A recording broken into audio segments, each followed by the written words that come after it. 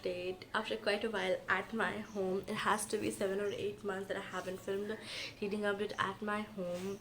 So yeah, let's get started real quick. The book that I recently finished is called Hard Boiled Wonderland and the End of the World by Haruki Murakami.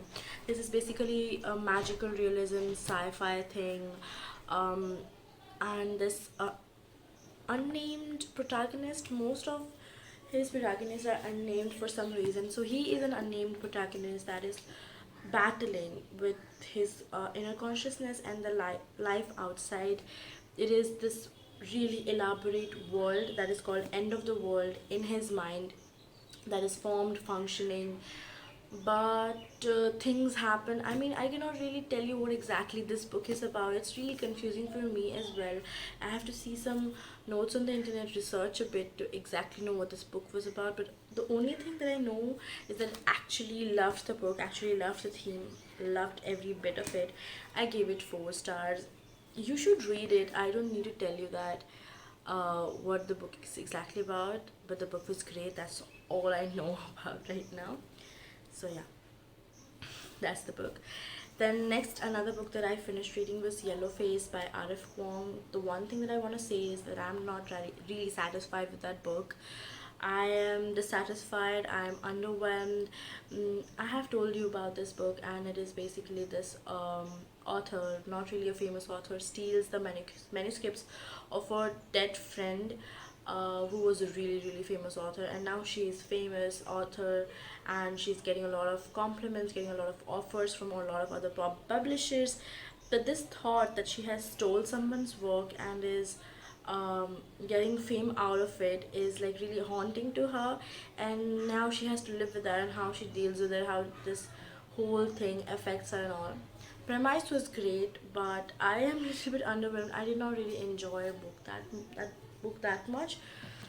So yeah, I didn't rate Yellow Face. The next book that I finished reading was Foster by Claire Keegan. A very good book, just 60 pages or something. I read it on my phone. Absolutely gorgeous book. This book is about this little child who has been left for some time at the neighbor's home at because financial condition of that family is not that well. They have have a lot of children. Now the mother is again pregnant, so they leave the child at their neighbor's home or something. Neighbor, or are they like just friends home? And now this girl experiences something that she has never experienced at her own home, that is this warmth, this security, this love, this comfort, that wholesomeness that a family should provide. She never felt at her own home, but she felt at this couple's home. And now there she discovers a secret, and now she has to deal with it, and a lot of things. So a very deep book in not a lot of pages, just 60 to 70 pages, and was really great. I enjoyed reading Foster's. I think I rated it 4 stars. Next, I read Bandit Queens. I don't know how to talk about it, because I'm not ready to talk about it yet, because I was dissatisfied with this book as well. This was one of my highly anticipated reads for 2023. I talked in my video where I was talking about books that I really want to read, and I was not satisfied with it because a lot of cultural references was really wrong. I read first few pages, and I felt, oh, that there is something different about this. And yes, I was right. I felt that I had this gut feeling that this is not written by an Indian. This has to be an NRI, and it is actually an NRI. Someone who is a non residential Indian. That person hasn't lived in India a single day, but has written about India, but has tried to gather cultural references that does not match at all with the people. This whole story is set in Gujarat, but a lot of things does not make sense for Gujarat. There are like wedding rituals that does not make sense for Gujarat, like roasting papadam. First of all, papad is not called papadam in Gujarat, so it didn't make sense. The kind of slur words that she is using, that I don't think women use that kind of slur words on a day to day language basis. No, they don't. So I don't think that. Plus, she has portrayed Ravan as in really deeply in love with Ma Sita. That was horrendous. Ravan wasn't ever in love with her. He was just like ego beaten, lusty, and all of that. And he, he didn't touch Sita because he had a curse on him. If he does, his head will burst into 1,000 pieces. Not because of his honor or something, or dignity or something, nothing like that. A lot of cultural references has been portrayed really wrong. The thing that irked me the most was when she was using phrases like few Hindi idioms into English, such as "dal mein kuch kala hai." This sentence has been used times and again in the book, as in there's something black in the lentils. I hated when she was paraphrasing that. I she So a lot of things were off. I think when you're an NRI, you haven't lived a single day in India, you don't know what exactly is going on, at least when you have not experienced it, at least when you haven't seen it around you. So it doesn't really make sense for you to write it, because I swear to my family, I had read 50 pages and I knew that it isn't written by an Indian. I knew it. I assume that it's an Indian because the name said Parini Shroff, but 50 pages in, I knew it's not an Indian, it's an Indian that lives outside, hasn't ever lived in India. Because, yeah, I know how little things that she did with the text to show how poor and nasty and undercultured India is.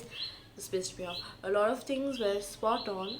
Now I'm currently reading Babel by R.F. Kuang. I am absolutely enjoying the experience. I started when I was boarding the train for my home.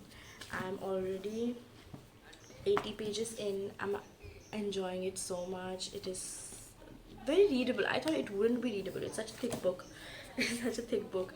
I thought it wouldn't be readable, but it's absolutely readable. I'm enjoying it a lot. So this book is about this orphaned child who is from Canton. He's Cantonese, basically part of China, and he's brought to England to make him into a translator, to put him in a translation class in Oxford by this strange professor that he knows nothing about.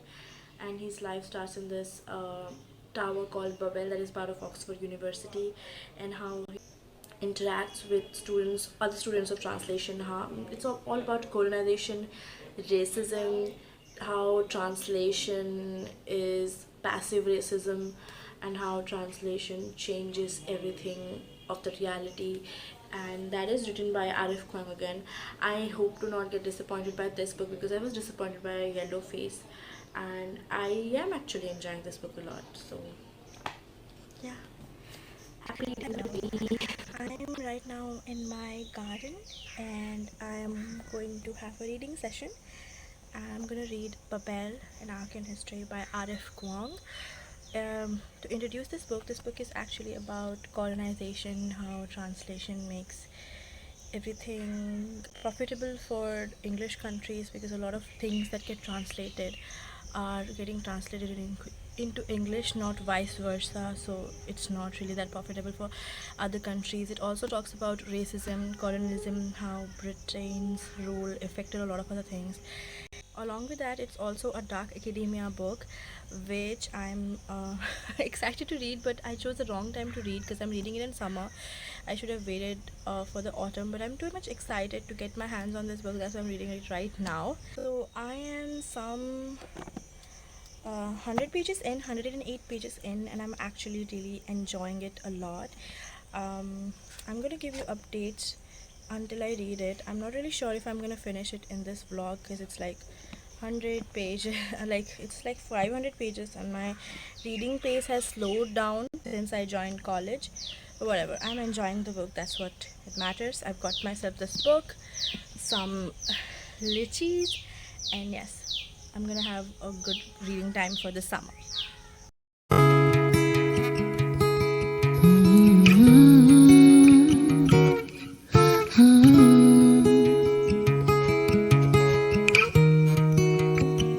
Do I make it look easy? Being on edge all the time. I need you to need me. I need you fine with being lonely, but sometimes I need something more. But if you don't want me, then I should just ignore you. And it's so tempting to live in my head like it's all day. My expectations kill me, 'cause it always ends the same. So I'm kind of done reading. It's getting hot over here, so I'm gonna leave. I still do have I still do have some of my lychees over here. I read few pages and yeah, I'm done. Let's head back into air-conditioned room. Yeah, let's go.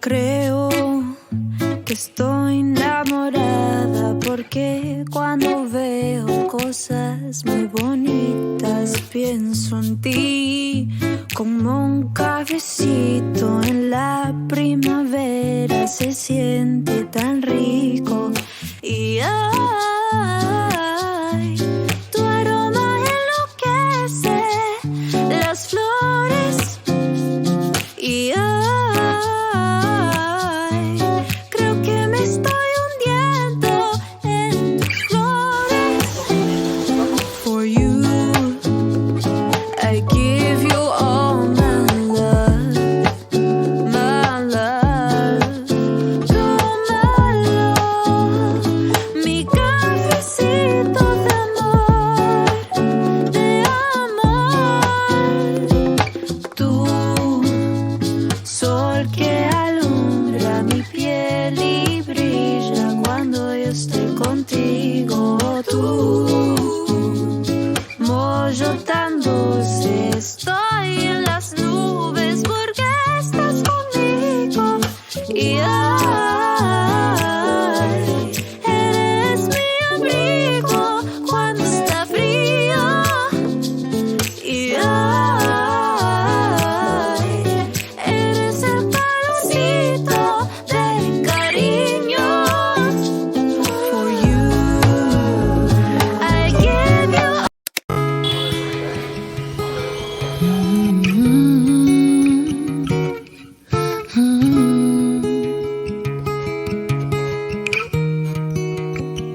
Do I make it look easy? Being on edge all the time. I need you to need me.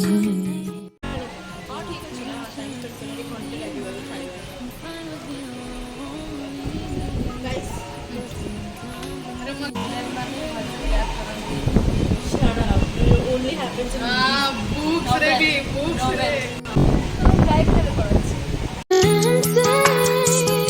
To live in my head like it's all day. My expectations kill me, 'cause it always ends the same. And I'm such a try hard,